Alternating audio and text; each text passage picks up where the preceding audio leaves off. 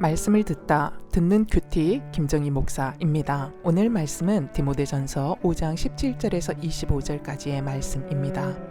아버지, 목회자와 성도의 아름다운 연합을 위해 무엇을 해야 할지 알기 원하오니 말씀하여 주시옵소서. 목회자와 성도의 아름다운 연합을 하려면 먼저 성도가 무엇을 해야 하는지부터 살펴보도록 하겠습니다.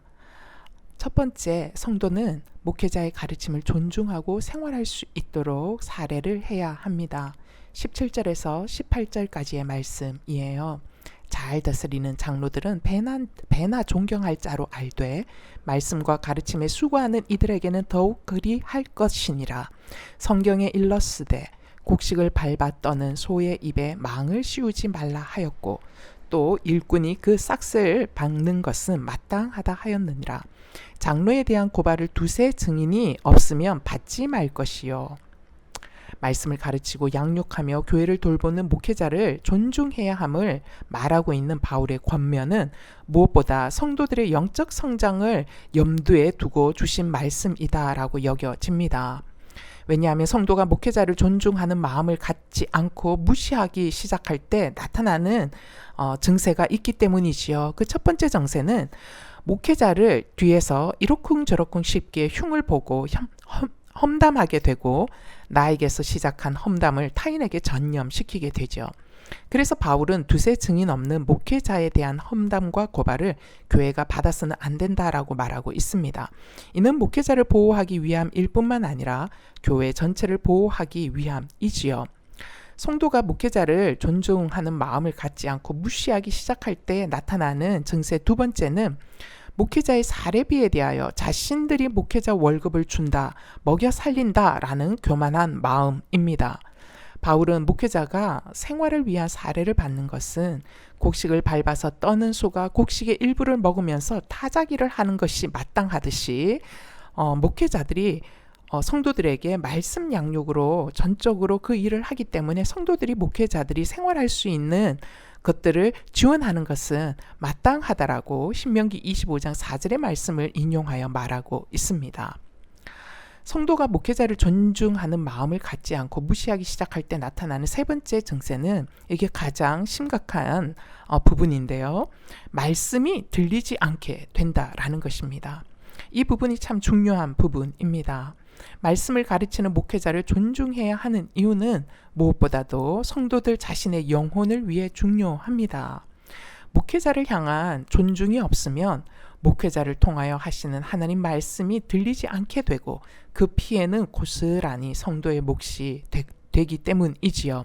사단이 목회자와의 관계를 어렵게 만들어서 성도의 영적 상태를 완전히 메마르게 만들려는 것에 성도 여러분은 속으시면 안 된다라는 것이지요. 묵상 질문입니다. 당신은 목회자의 험담을 이러쿵저러쿵 사람들에게 하지는 않습니까? 험담을 하게 하는 원인이 당신 안에 있는 상처의 뿌리와 죄의 뿌리에서 나오는 것은 아닙니까? 당신은 목회자가 받는 사례비에 대해 어떤 생각을 갖고 계십니까? 내가 목사를 먹여 살린다라는 마음을 가진 적은 없습니까? 담당 목회자의 설교가 귀에 들리지 않는 이유가 무엇입니까? 목회자의 문제입니까? 아니면 당신 자신 안에 있는 문제입니까? 목회자를 존중하고 있습니까? 존중할 때 무슨 유익이 있었습니까? 목회자와 성도의 아름다운 연합을 하려면 다음은 목회자가 무엇을 해야 하는지에 대해서 살펴보도록 하겠습니다. 첫 번째, 교회의 문제에 대해서 목회자는 편견 없이 투명하게 처리해야 합니다. 20절에서 21절, 24절에서 25절 말씀입니다. 범죄한 자들을 모든 사람 앞에서 꾸짖어 나머지 사람들로 두려워하게 하라. 하나님과 그리스도 예수와 택하심을 받은 천사들 앞에서 내가 엄히 명하노니 너는 편견이 없이 이것들을 지켜 아무 일도 불공평하게 하지 말며 어떤 사람들의 죄는 밝히 드러나 먼저 심판에 나아가고 어떤 사람들의 죄는 그 뒤를 따르나니 이와 같이 선행도 밝히 드러나고 그렇지 아니한 것도 숨길 수 없느니라. 교회는 다양한 배경, 다양한 성품과 생각을 가진 사람들이 모이는 곳이기에 당연히 이런저런 문제들이 발생하지요. 문제들 중에는 심각한 죄를 다루어야 하는 경우도 있습니다. 이럴 때 어찌 해야 할 것입니까? 바울은 투명하게 드러내어 처리하는 과정을 통해서 편견과 불공평함이 들어가지 않도록 하라 권면합니다. 왜냐하면 죄가 죄로 드러나기 위한 시간의 흐름이 각각 다를 뿐이지 언젠가는 반드시 죄가 드러나게 되기 때문에 목회자 한 사람의 생각으로 일방적으로 처리해서 이후 죄에 대한 치리에 불공평과 편견이 문제가 되면 안 되기 때문입니다. 두 번째, 목회자는 사람을 함부로 세우지 말아야 하지요. 22절 말씀입니다. 아무에게나 경솔히 안수하지 말고 다른 사람의 죄에 간섭하지 말며 내 자신을 지켜 정결하게 하라. 임직자를 세울 때 함부로 세우지 말라는 것입니다. 3장에서 우리가 보았던 것처럼 감독의 자격, 집사의 자격이 될 만한 사람을 선별하여 세우라는 것이지요. 교회 분열과 문제의 많은 경우가 사실 잘못 세워진 임직자들로 인하여 일어나는 일들이 많지 않습니까? 깨끗한 양심과 믿음의 비밀을 가진 자가 아닌 세상적 부유와 성공 여부로 사람을 세워서는 안 되는 이유입니다. 그럼에도 우리는 자꾸 외적인 기준이 먼저 보이는 연약함이 있지요. 그렇기 때문에 바울이 바로 이 점을 콕 집어서 권면하고 있는 이유입니다. 세 번째, 목회자는 건강 유지에 신경을 써야 합니다. 23절 말씀이에요. 이제부터는 물만 마시지 말고 내 위장과 자주 나는 병을 위하여는 포도주를 조금씩 쓰라. 디모데는 젊었지만 몸이 약했던 것 같습니다.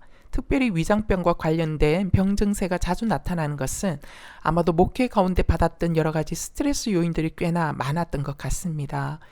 그럼에도 디모데는 성도들이 실족해서 넘어지게 만들고 싶지 않아 포도주 사용을 하지 않았던 것 같아요. 그렇기 때문에 바울은 너의 병에는 포도주가 도움이 되니까 조금씩의 포도주를 사용하라라고 권면하고 있지요.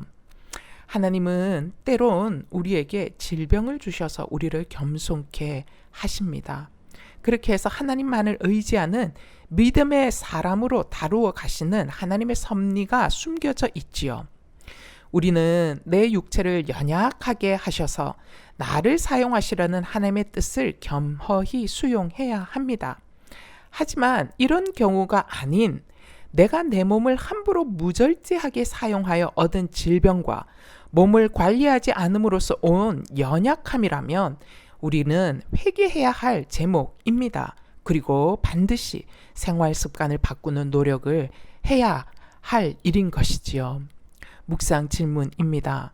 당신은 어떤 문제를 다룰 때 혼자서 생각하고 판단합니까? 아니면 공동체와 함께 상의하며 나의 편견에 갇히지 않도록 노력합니까? 타인의 편견으로 인하여 억울함을 경험한 경우는 무엇이며 나의 편견으로 인하여 누군가를 오해한 경험은 무엇입니까?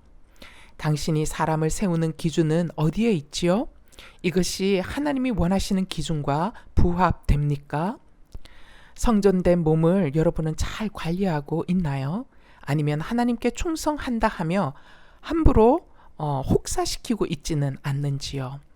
기도하시겠습니다. 아버지, 교회의 주인은 하나님이십니다. 머리 대신 예수 그리스도를 중심으로 성도는 모두가 한 몸으로 연결되어 있지요. 서로가 서로를 귀하게 여길 때 몸된 교회는 건강하게 세상의 빛의 사명을 감당할 수 있사오니 서로를 향한 존중으로 살아가는 저희들 될 수 있도록 도와주시옵소서. 아버지, 주님께서 목회자를 세우셔서 성도들에게 말씀을 먹이고 양육하며 가르치는 직임을 주셨습니다. 주여, 저희 목회자들이 선한 목자가 되셨던 예수님의 모습을 따라 양들을 잘 목양할 수 있는 순전한 마음과 정직한 영을 부어 주시옵소서. 아버지, 순전한 마음과 정직한 영으로 목회자의 직임을 감당할 때에도 때론 공격과 오해와 상처를 받기도 합니다. 주여, 목회자들이 사단의 공격에 속아 넘어져서 성도와 깨어진 관계로 살지 않게 하옵소서. 언제나 오직 주님 앞에서 맡기신 목양의 사명을 신실하게 잘 감당하도록 주님만을 바라보며 살아가는 영적 친밀함이 목회자들이 있게 하여 주시기를 원합니다. 아버지, 성도들을 축복하여 주시옵소서.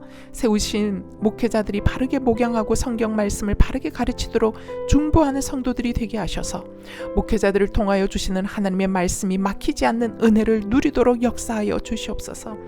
주여, 나의 편견과 감정으로 세운 리더들의 험담을 이곳저곳에 퍼뜨리며 스스로 죄의 덫을 자신에게 놓는 어리석음에 빠지지 않도록 성도들을 붙들어 주시옵소서. 아버지, 권위가 상실된 시대 속에 살아가고 있기에 주님의 몸된 교회에서부터 권위가 바로 세워지게 하옵소서.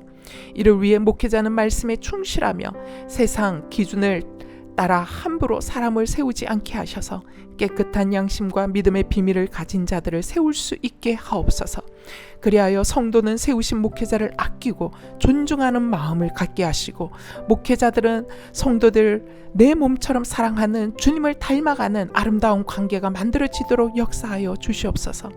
아버지, 한국 교회 안에 이런 아름다운 연합이 많아지게 하셔서 주님의 몸된 교회가 더욱 강건하고 새로워지게 하시고 역동적으로 살아나게 하셔서 이 시대 그 어떤 곳에서도 보기 어려운 아름다운 연합과 일치로 서로가 서로를 성장시키고 살리는 공동체의 본보기가 되게 하옵소서.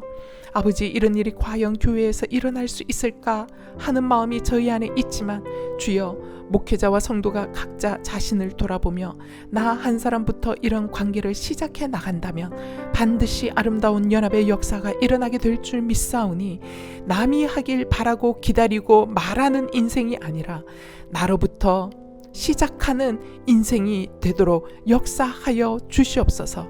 우리 주 예수 그리스도 이름으로 기도하옵나이다. 아멘.